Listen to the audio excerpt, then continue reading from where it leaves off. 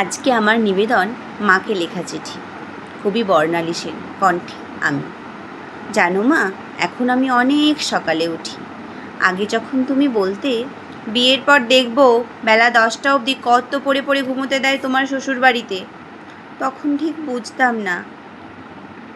আসলে ঘুমোতে দেয় না বললে ঠিক ভুল হবে। দেওয়া আর না দেওয়ার প্রশ্ন ওঠার আগেই উঠে পড়ি। কারণ একটাই, ওই যে শ্বশুর বাড়ি, আমার বাড়ি তো নয়।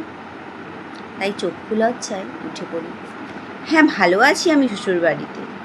রান্না না করলে হয়তো কিছু বলবে না ঠিকই, কিন্তু বলা বা না বলার প্রশ্ন ওঠার আগেই নিজেই এগিয়ে যাই। কারণ একটাই, ওই যে শ্বশুর বাড়ি, আমার বাড়ি তো নয়। কিছু না করে বসে বসে খাবো ভাবতেই পারি না।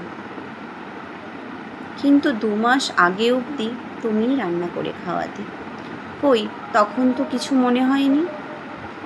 তুমি নেহাত অসুস্থ হলে তবেই রান্নাঘরে পা দিতাম, তার আগে নয়। মাঝে মাঝে বিকেলবেলা তুমি বলতে, 1 কাপ চা করে দেওয়ারও কেউ নেই আমার। এখন আমি রোজই প্রায় চা করি।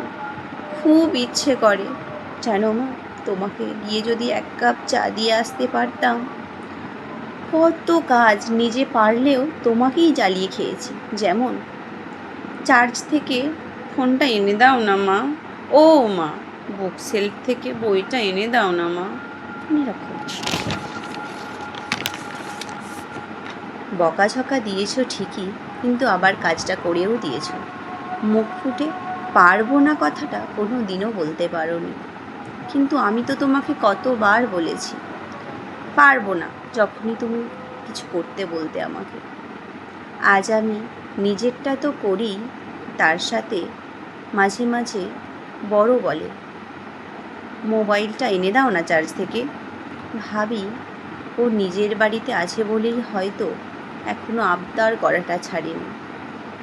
আমার বাড়ি তো না, স্বামীর বাড়ি, ওর বাবার বাড়ি, আমার শ্বশুর বাড়ি।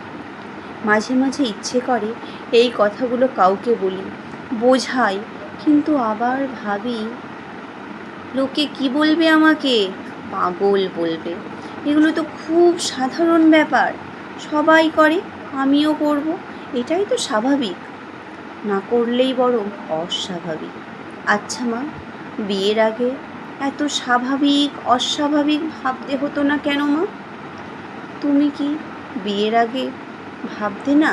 আর বিয়ের পর আমরা এসে সব উল্টোপাল্টা করে দিয়েছি, এখন বুঝি। রাতে শোয়ার আগে তোমাকে ক্রিম মাখতে বললে কেন বলতে, লাগবে না। কারণ ওইটুকু সময়ও যদি তুমি রেস্ট পেতে, তোমার বেশি কাজে লাগতো। যার মনের চর্চা কেউ করে না, তার আবার রূপচর্চা। মাঝে মাঝে নিজেকে অপরাধী মনে হয়। জানো মা, তোমার কাজগুলো তো একটু ভাগ করে নিতে পারতাম। তুমিও বা বুঝিয়ে বলোনি কেন আমাকে?